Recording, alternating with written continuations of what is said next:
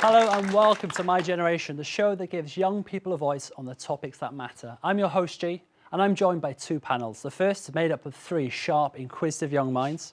Ciara Brodie, a student, Caitlin Sullivan, also a student, and John Collins from the Young Everyman Playhouse. And on the other panel, three of the sharpest, no, don't want to say older, but maybe more experienced panellists. Emily Spurrell, local Labour councillor, Chris Arnold, entrepreneur and businessman, and Angela Cox, deputy principal of the City of Liverpool College. They're our guests. And of course, we are joined by our live studio audience. In rehearsals, they wooed there, but you know, we'll carry on. They were a lot louder in rehearsals. Now, they will be joining us in with the debate. And if you want to have your say, you can use the hashtag MyGen.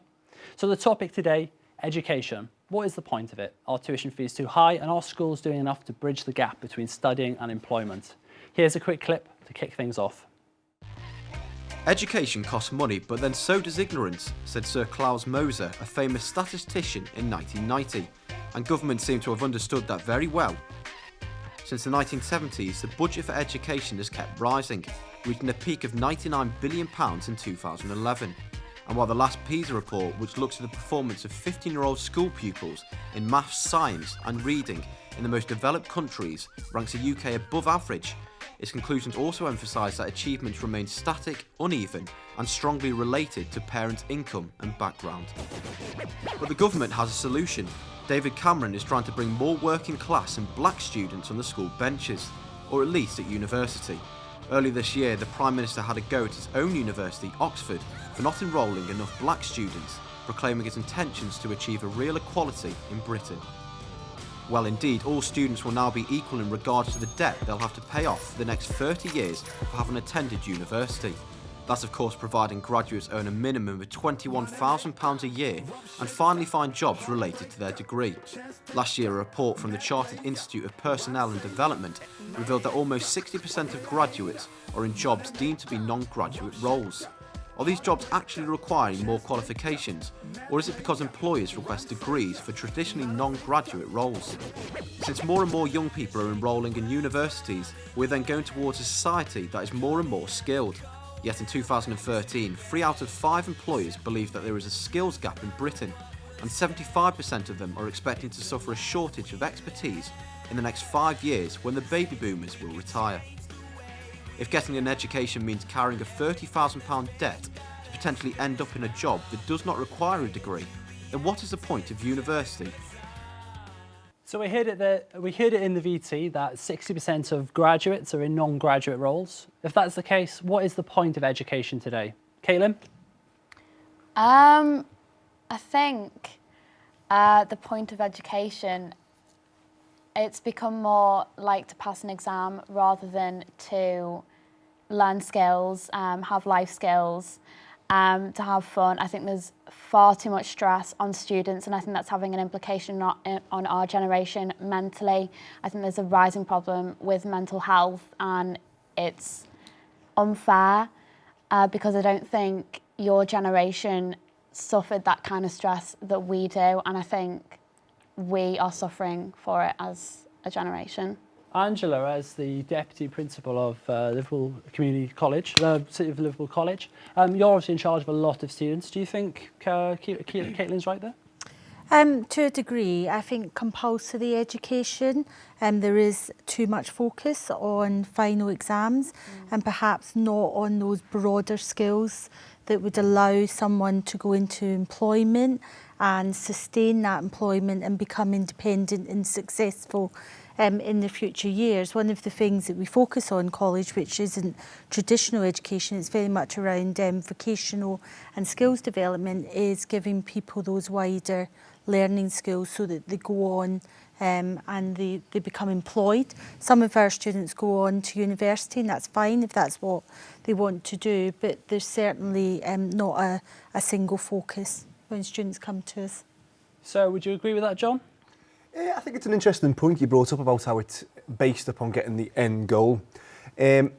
I feel though as if there's got to be a question asked of what is it that we want from education, because it's all very well having it in place and having it there for people to go to and learn these skills, but why are people learning these skills?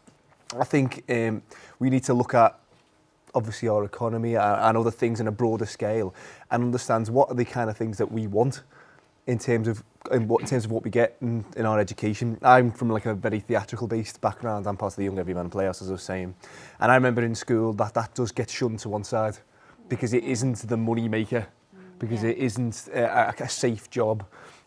And I understand where the logic from that bit comes from, but I think it's awful and I think it's really bad that should be decided because it's not a money maker. I think people can grow. I think as well, we must look at ourselves and why do we go to university?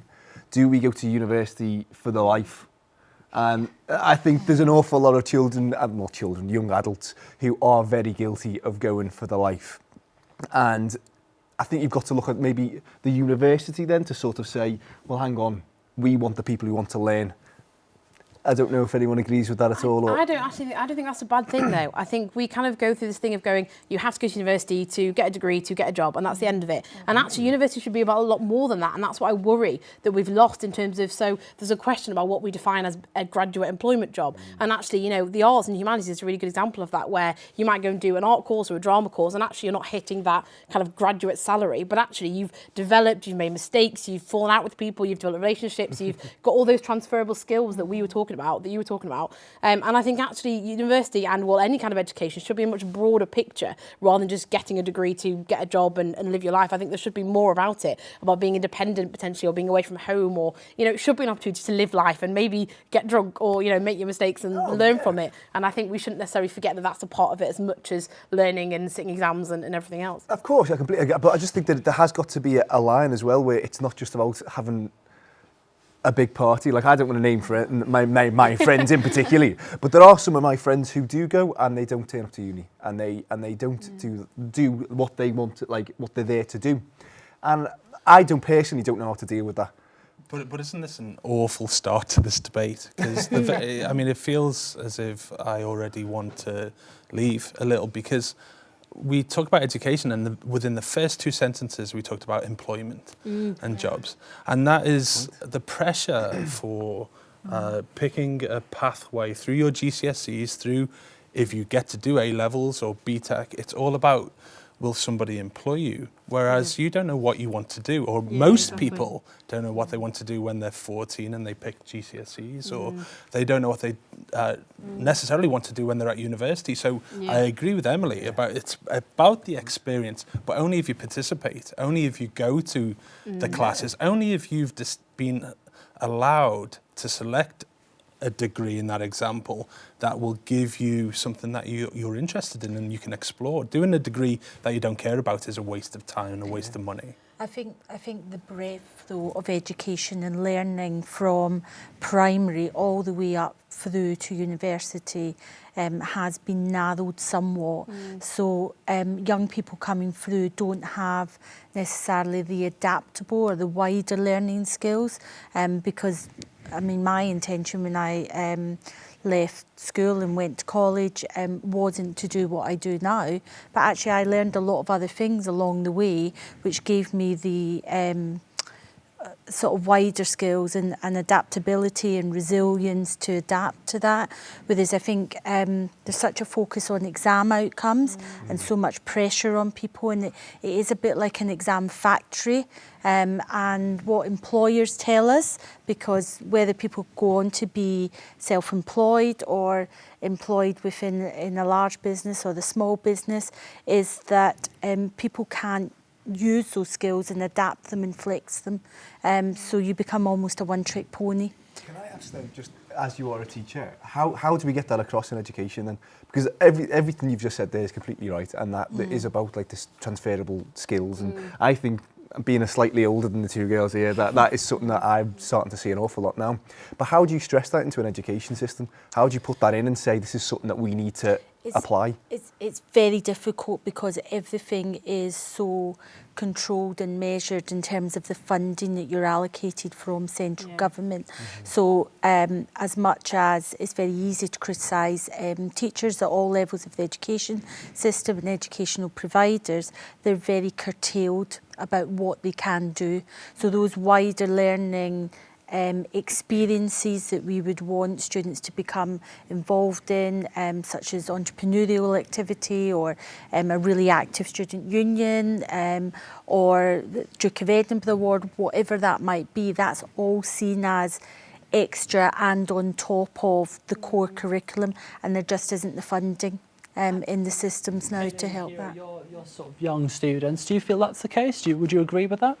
Yeah, and I think increasingly so. I mean, now we're seeing primary schools being tested more, and it's that, you know, when you're asking like, well, what is the point of education? I think that we're losing the value of education for what it is, and the fact that we are lucky to have an education in what we do, and that it shouldn't just be a case of passing exams, and to instill that in young children, I think is quite worrying. In terms of like extracurricular stuff, I completely agree with what you say, because actually what we're told is, hang on, employers want good exam results, but they also want you to have experience beyond the classroom and things like that. But without the support of the school and funding and whatever you say, it's really difficult for us to do that. Really, so I think it's absolutely a bit of fascinating stuff. So you think that maybe it's all because of money, the cost of being a student is a huge contributor. Now we're going to have to hold it there for a second, because we're going to go to a commercial break, but don't go anywhere, because we'll see you in a bit.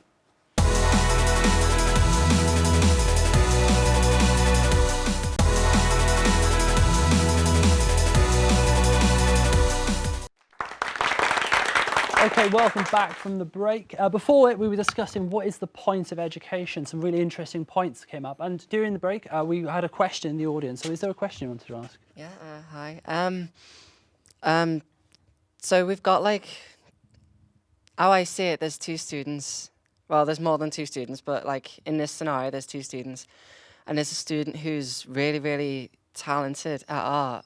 And, you know, and they're not as good as in maths, do you know what I mean? Because they might have like a learning difficulty.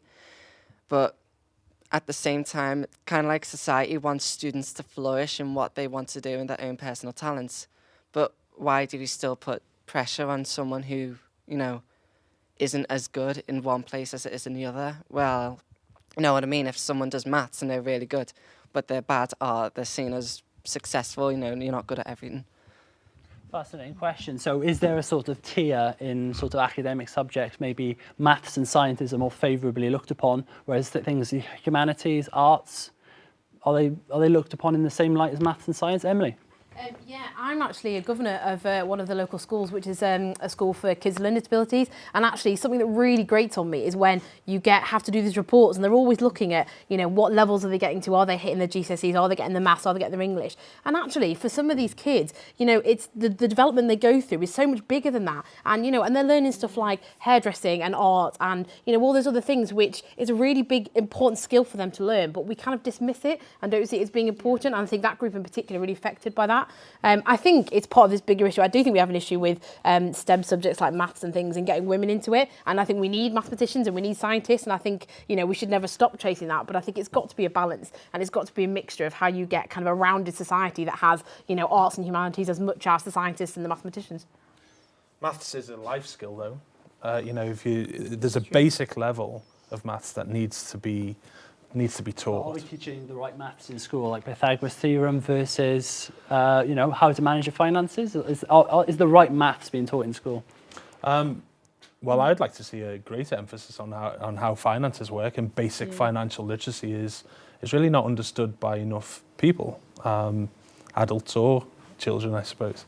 But at the same time, the Pythagoras theorem, you need to have an insight, otherwise we'll never get anybody into the STEM subject. So yeah, and maths is not the most, well, I do math and I don't find it the most interesting subject I do, but one of the ways you can inspire young people and make them want to do maths is by making it relevant to them. And I think all too often maths just isn't very relevant and tangible for young people, so putting like a finance spin on it, or you know, and it makes sense. Yeah, I think the issue we've got at the moment is we've created a situation where GCSE and A-level is seen as the gold standard for maths, and we've lost the broader maths skills that key skills and functional skills once brought to students who didn't want to go on and be scientists or mathematicians or into any of those STEM subjects. So schools and colleges are in a position at the moment where they're trying to force feed students through a GCSE curriculum or an A-level curriculum, which may not be appropriate for where those students want to progress on to. And what teachers need back is some autonomy in the decision making about what's best for those students. But at the moment we don't have that. And we're prescribed that students should be achieving a GCSE and anything below that is seen as substandard.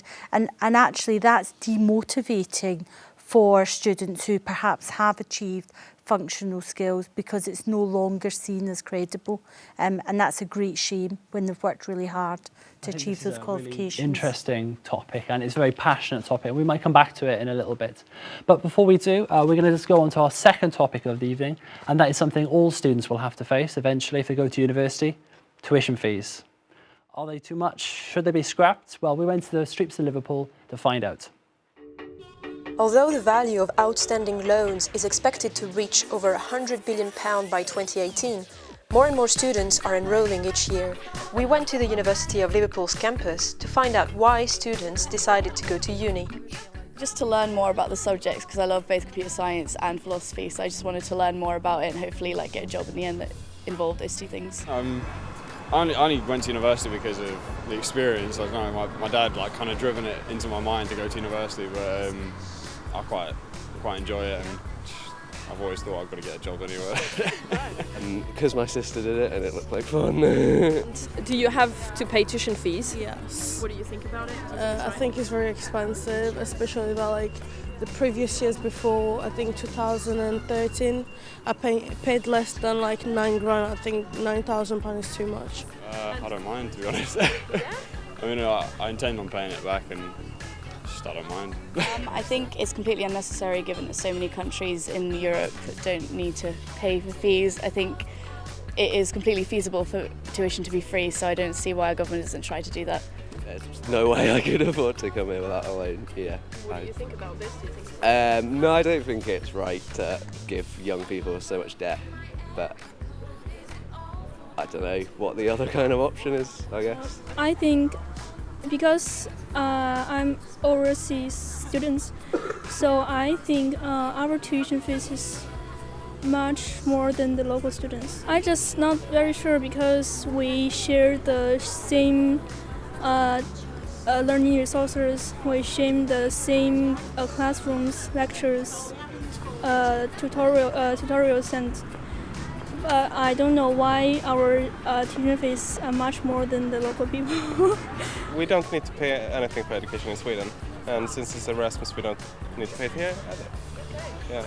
Yeah, and in Germany it's only a registration fee you have to pay for every semester, and that's 19 euros. So that's not a lot either. It's not really a tuition fee. It's just to for some paperwork at the beginning of every semester. So I don't think university is worth £9 grand a year. I think it's a bit excessive, but I'd say it's better than not going to uni, for me personally anyway. So we heard it there in the VT, that £9,000 a year, an absolute bargain. Do you agree, Caitlin? Quite the opposite, to be honest. As a student in the midst of it all, as in going to university in a couple of months' time and having to fill out my student finance in literally a couple of days, it's a really daunting fact that as soon as I press send on that form, I am £27,000 in debt. Just basics for just your fees for 3 years. And I find that it used to be £3,000 and now it's £9,000. That is an unprecedented increase of £6,000. Well, it used to be free. I was about to say. People on your panel, it used to be free for them. Yeah. I wasn't free. Chris, you had a degree? Not only was it free for me, I got a grant. Thank you very much. I think it was £3,000 a year. I don't know. That would have been a lot of money back then. Yeah. I think the biggest problem with the fees, is how it scares off people from considering university. We've got a crisis of confidence with young people anyway, and frankly, if if one of the reasons you think, well, university life is not for me, is that I can't afford it, then that's terrible. We need to use the fees to make sure that there is equality in who gets to go. Yeah, I mean, I think while I do think that the fees are very high, if anything, I hope that it would encourage more young people to go into apprenticeships and stuff like that, because I do think that we are kind of pressured too much into university, and it is not the only option. So if the high fees did anything, maybe they'll encourage different paths as well as university. Remember with those high fees, you don't pay anything back until you start earning over £21,000 a year. And I think that's a big part of it. I think Martin Lewis, the money saving expert, does a lot of work around this, because actually there is a lot of fear mongering, and actually it is a lot of people who potentially are from poor backgrounds who are put off from even applying to university because they're terrified of this £27,000 in debt, which actually, you're right, it's not treated like debt in the same way that other people is, but because of the way it's talked about and we talk about it as being such a terrible thing, it does put people off. But I think the bigger issue here that we haven't talked about yet is the actual maintenance costs, and actually affording to be a student at university. Because if you look at the cost of student housing, if you look at the cost of food and drink, and all the things you need to do, your books and your things you need for your course, and students just don't have that kind of money. And I think when higher fees were introduced, there was an ethos that said we should use some of that to help those people who don't have that kind of income from parents or other places to afford those kind of living costs, and use that to help make sure they can go to university and get the most out of it. But actually that's all gone now, and there's nothing there for people, or it's very limited anyway. And I think that's the real thing that's going to have a big impact on students at university. I think in terms of Merseyside though, despite having 4 fantastic universities on their doorstep, we're in a real cold spot of 16 to 18-year-olds from lower socioeconomic backgrounds progressing onto university and achieving their goals. So education fundamentally should be free. I accept in the environment that we're in, perhaps we need to look at charging fees of some sort, but I think universities need to be held accountable about what the £9,000 is being spent on, because when you look at their cash reserves, they're phenomenal. And also, I think we need to prioritise the money gained from that funding to target those less well off in society. At the moment, it's a blanket call, and it's the poorest in society that are losing out. And I think any student who goes to university, I know you guys are hopefully going to be going next year, definitely get involved in your students' union, because actually that is exactly the job the students' unions will be doing. Students saying to university, you're getting all this sort of fees, how are you spending it, how are you widening access, how are you getting more students in university? So my one plea would be, students, please go and get involved in your students' union and do exactly that.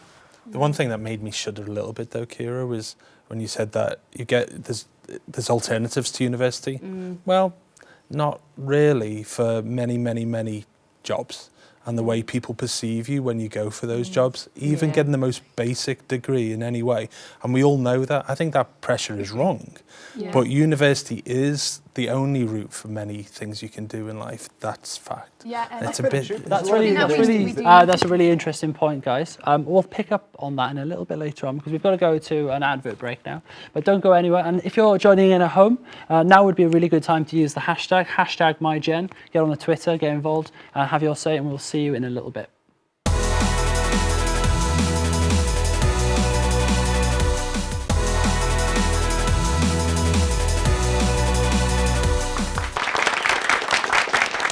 Hello and welcome back from the break. And if you're just joining us, where have you been? It's been awesome. We've had some interesting debate about tuition fees, and there's been a question in the audience. So we're going to go to someone in the audience. Sit down. Oh, there we are. So you listened to the debate. As a parent, you've got some thoughts on tuition fees. Yes, I'd just like to echo what the two ladies in the panel said. As a parent, obviously you want to give your children that experience of going away to university. And we're at the stage now where we're going around with our children looking at various institutions. And firstly, what that lady said, the quality that you're getting for the money. Apparently it's about 14 hours a week of face-to-face teaching, which I think is not good value for money. And secondly, with the maintenance, I'm, in my mid to late 40s. My wife is the same. We have You a don't mortgage. look it. Oh, thank you. We have bills to pay, but what do we do if we want to maintain 2 children at university? Do we extend our mortgage? What do we do?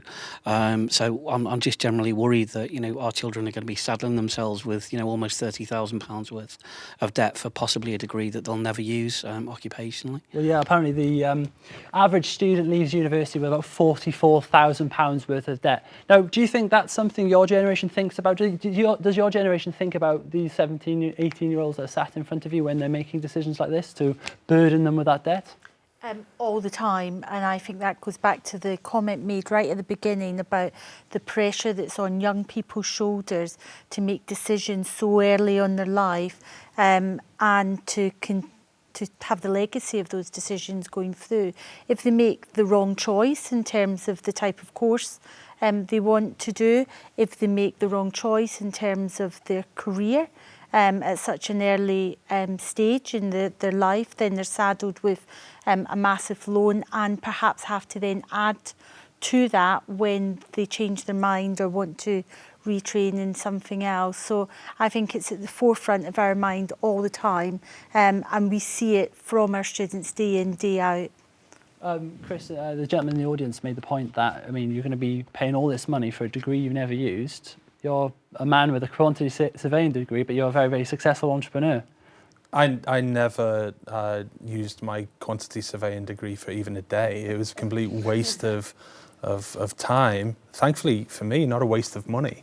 Getting it for free as I did. So how much pressure is it going to put on these guys to pick a degree that is occupational? And how about realizing halfway through your degree that this is not for me? You know, that ability to switch and change and redirect. You're going to live till you're 100 years old, and you're going to work till you're 80 years old, and you're not going to get a pension till you're 90 years old. You know, it's kind of, don't go into quantity surveying is my first tip. The second tip is really get some experience, travel the world, and try and figure out what you want to do in reality, and keep your options as broad as possible through university.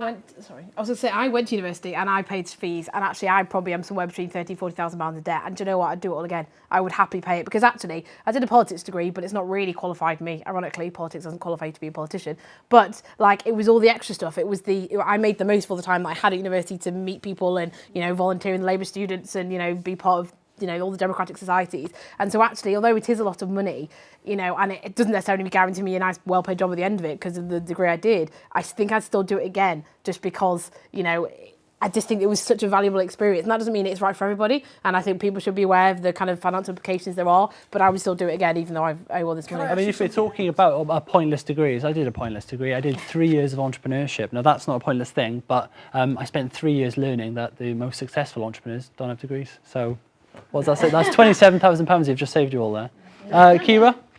Yeah, I mean, I think the key to this, like what you're saying, Chris, is that we get the correct careers advice from when we're at GCSEs. So it isn't a case of everyone going to sixth form, then everyone going to university, and perhaps then being the wrong decisions, but actually realising that there are other options, and that money doesn't necessarily have to become debt by making the wrong decision. I think in schools as well, that careers advice does need to be unbiased, because often I know that I've had careers advice from teachers within my school who obviously they have their own agenda in trying to get as many young people into the sixth form as possible. That comes back to funding and stuff. So you can't really blame the teachers, but yeah, from a careers advice point of view, I think that an unbiased source, you know, listening to young people and what option might be best for them, and that they're going to be best suited to, not just pushing everyone to do maths when they may not necessarily like maths or things like that. I think that's an important point, but that has been tried before. I remember when I was in school, there was a thing called Connections, which just has collapsed, to be honest. Like, it's not a thing anymore. It didn't do anything. And I really agree with you, Chris, to be honest. I think you have got to go out and live your life and go out and see what you want to do and what you are as a person. And I was going to ask you something then, and I'm playing a bit of the devil's advocate here. I really am. You were saying about you went to university and you joined all the societies. Democracy societies, yeah. all that kind of stuff, yeah. How much of that did you have to be in university to do? and I know I'm being a bit nasty here, but I just sort of mean, could you have gone out on your own time and got your, I don't know, done whatever it is you wanted to do and joined these circles of people? I mean, you can't. There are similar things that exist outside of university, but the thing that I think that we get when you go to university is that debating of ideas and that exploring things and mixing with different people that maybe you haven't before, and actually there's an atmosphere, there's an approach I think that you get. Like, I say this because I also work at a students' union, and I love working there because when you're a student, you still kind of have this idea that you're going to change the world. And I think sometimes when you leave that and you go out and you get employed and you have a family and everything else, sometimes it becomes harder to still hold on to that. Whereas I think as a student, there's just, and this is the same if you're a community college or if you're not necessarily at higher education. But I just think there's something about having the time and the space to explore new ideas, meet new people, have those debates and discussions, and decide what you want to do with your life. That I think sometimes if you're forced to do this to get your job, to get your job, you lose some of that. And so that's why I think it was a valuable experience. But isn't that the saddest thing, that we think that you can only get that sort of experience through university, and actually we should be creating that. That's the sort of narrative that we've been driven by your generation. Go to school, get a good job, get a good education, get a job, and that's the sort of thing that we've been taught by our parents to do. What we're having to think now is that experience even worth the £9,000? I think that sounds all well and good, but actually, I'd hate to go to university, have this time to think and find out what I want to do with my life, and then go, oh no, this is what I want to do, but I need a degree for it. So John, and you didn't go to university, did you? No, so it works a bit different as an actor. Do you feel as if that has hindered you? No, not whatsoever, but I've got to admit it is a bit different as an actor. So I applied to what's called drama school, which works like university, but it's audition based. A lot of them take on between 15 and 30 people and thousands of people apply. So I know that I have to apply for student finance and I go through all of that. That's a bit different. And just to make the comment before about the man said over there about the 14 hours of contact, I think that is awful. I know on my professional acting degree, which hopefully I'll get onto, there's about 60 hours of contact a week. It's really intense. So there can be a mixture. John, if you had a politician in front of you right now, what would you say to them?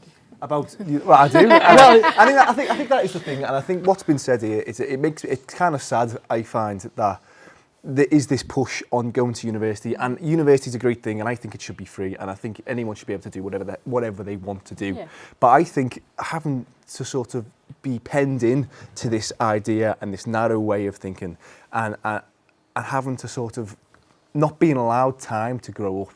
And I think that's a massive thing. I think the point that I was trying to respond to before was with the gentleman's point was about the fact that even if you're like, so I did a politics degree and only had about 12 hours a week, there's other stuff to do, I think was my point, because you're right, it shouldn't just be, you should be able to do all of these things in whatever role you want, you should be able to access any career, any life that you want to lead, and we should make that happen in whatever way we can. I think my point was, is about, even if you don't have many contact hours, there's another experience that you can have at university. I think that was my point, is to not lose sight of that. The money being, it's not just money for the hours spent having a teacher, if that makes sense. Angela, I can see you want to get in there. Yeah, I think it's about access to education at any point in your life. Yes. So we think about everyone has to go to university at 18, having come through an A-level route, which might not be the right thing for them, and university might not be the right thing for them. It might be you want to go off and travel a bit, might be you want to get employment and you do a higher apprenticeship, or you just do an apprenticeship. It might be part-time study, you might want to do entrepreneurial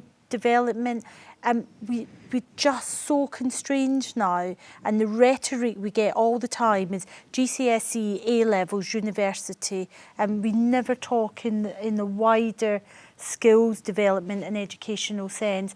And what does it matter if someone decides at 25 that their career aspiration is this now, and they want to do that through a part-time apprenticeship degree route, or they want to go to university, or they want to go to the local college in the evening and take night classes. A lot of people are stuck in situations where they leave school, go to university, as we were saying before, and then because you only get 4 years of student finance, you've gone to university, spent 3 of them, and you've got 1 left, and you now at 25, 26, 30, 40, 50. And that's the issue, isn't it? And that's the issue. You're stuck there, and you're going, I now can't do what I want to do because I've had my chance. And I think that's what makes me sad, is that you've got 1 chance.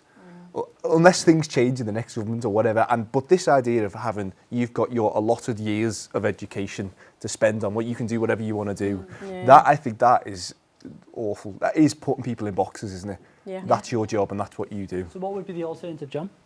Well, I'd like to, as we've been saying, I'd like to see a lot of young people come out and not go straight into universities, want to live their life, want to go, oh, I've always had this dream of starting this, a company that sells, I don't know, fake nails, I don't have a clue, but like going, let's have a go.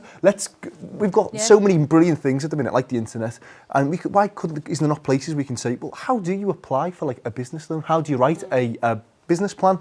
How do you go to a bank and say, this is something I want to do? That is a really, really interesting point, John, because, of course, we're taught things at school, and we covered this earlier, we're taught things at school that maybe aren't as applicable to real life, and that's what we're going to discuss in part 4, because we're going to have to go to a very quick break now. And in part 4, that was seamless, wasn't it? And in part 4, we will be discussing what we learn at school and is it relevant today.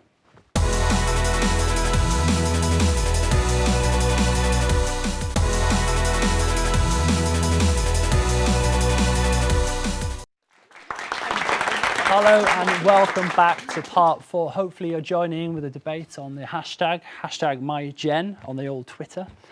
Before the break, we had a little discussion, or it led into a discussion about schools and are we taught things that are relevant today. So luckily in schools, we're taught really, really relevant things like Pythagoras theorem and how to tell people in French what you've got in your pencil case. Apparently that's what we learn in school.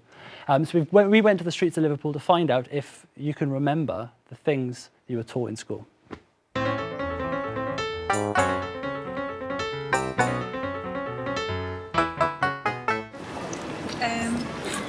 Do you know I wouldn't have a clue? Oh, sorry, I couldn't tell you. Pythagoras was the opposite times tally plus adjacent, so it was the angles within a triangle. Well, I'd never get it. When I went to school, the furthest we got was a few fractions and decimals, and after that, nothing. So 3.14.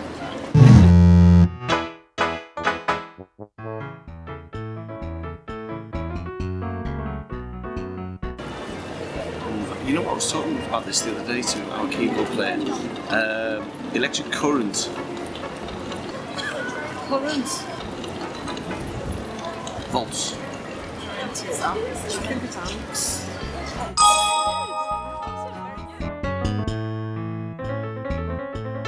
Oh, I have no idea.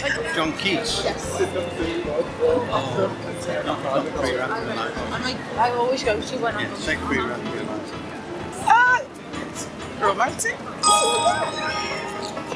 Okay. It's just a guess.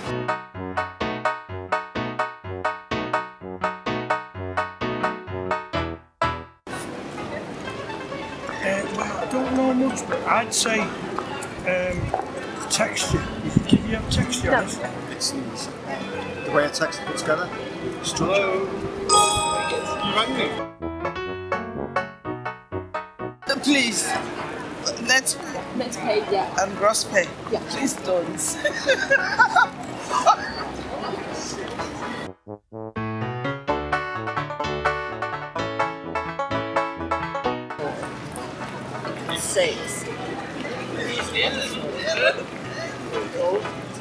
2x minus 4 equals 6. And 2 times something minus 4 equals 6. You weren't sure to do it. You're the mathematician, not me. So while we were watching that VT, a few of us were trying to work out the answers. A few more, a bit better than others. Caitlin, what do you think? You taught the right skills in school. Do you think now you could, when you left school, you could apply for a loan and all that sort of thing? That's a good point. I feel like what I'm taught in lessons is pretty pointless. Well, Angela's here. Direct your questions to her. Who's in charge of education? See, I think with Angela, she hasn't got the freedom, the autonomy over what she teaches us, and that's not fair. Teachers are very much constrained, and I know they want to teach us things that are useful, but they can't. So I can't say, Angela, it's your fault that I can't apply for a loan, because it's not your fault. I know she wants to teach me that, so it's the balance, and it's the government. There is a very prescribed curriculum, but in the defence of those principles that we might find irrelevant now, there are some principles that are then built on and developed as you develop higher level skills. So it would be wrong to say that a lot of the things we're taught at school is irrelevant now.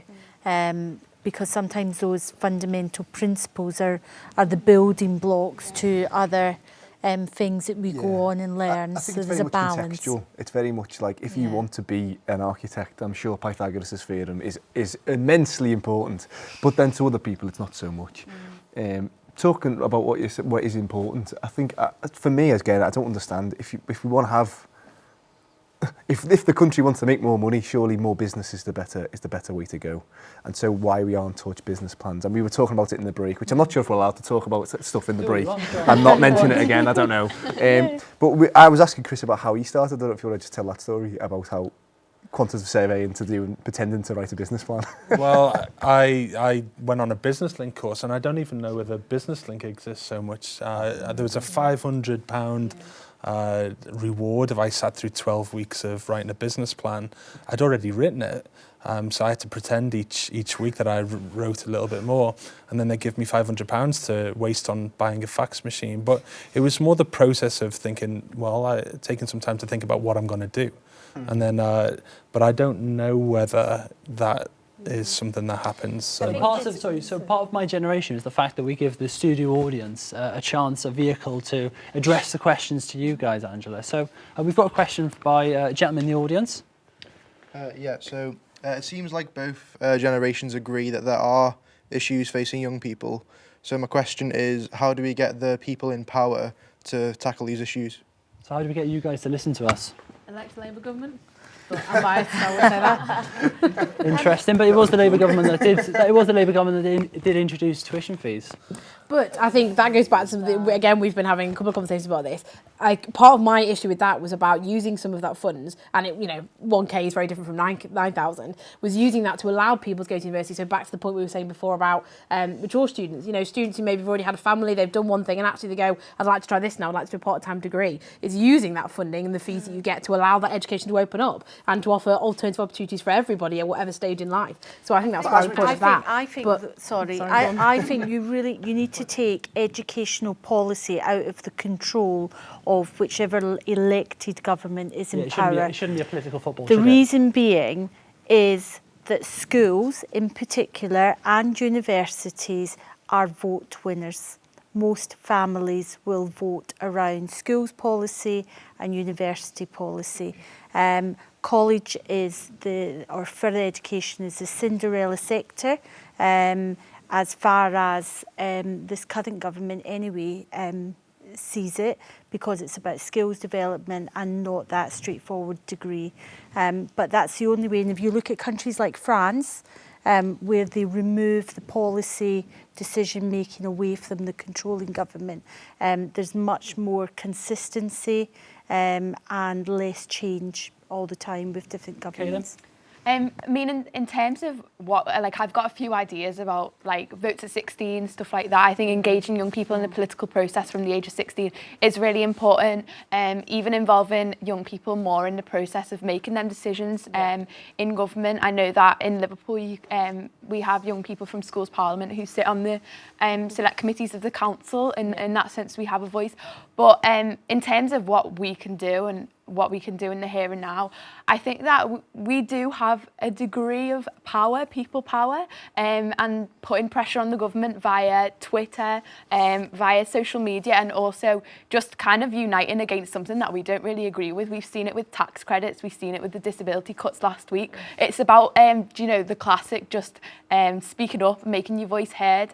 And if you're not happy with something, get out on the streets and protest. I really believe in that, and I know it's easy to say, but I think if we speak up, stand up, that's how the biggest things have happened in political history. I think that was a very, very good point. I think a perfect point to end the show on. So that is it for episode 1 of My Generation. It is done and dusted. It's been good, hasn't it? Yes. Quite convincing, that. Let us know your thoughts at home. What you agreed with, maybe what you didn't agree with. Use the hashtag #MyGen. And if you saw the show and thought, that's a bit of me, I'd love to be on that show, well, just drop us an email.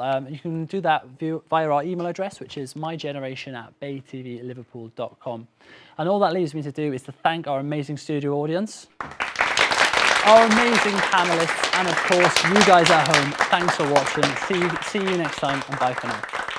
Oh, I loved it. It was so much fun. I found it quite surprising how aware the older generation are to young people's issues and how sympathetic they are to our generation, which is quite interesting because, you know, you always think that they're trying to push your voice out, they don't care, and it was lovely to hear their opinions. I think it's a really good concept. I think we should be having more of these conversations, particularly with young people. I think there's a real kind of idea that, you know, this kind of debate and discussion and things about education should be left to kind of the grown-ups or the kind of people in charge. And actually, you know, there's young people who are having education right now, and we should absolutely be talking to them about it and finding out what their views are, you know, making sure they're getting the kind of choices they want to make about going to university or going to an apprenticeship or, you know, going and getting a job straight away.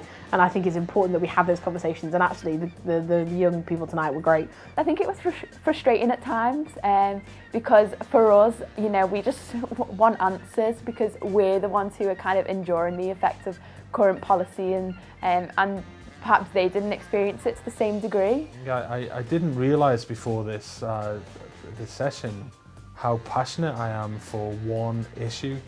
The issue is the voting age should be 16.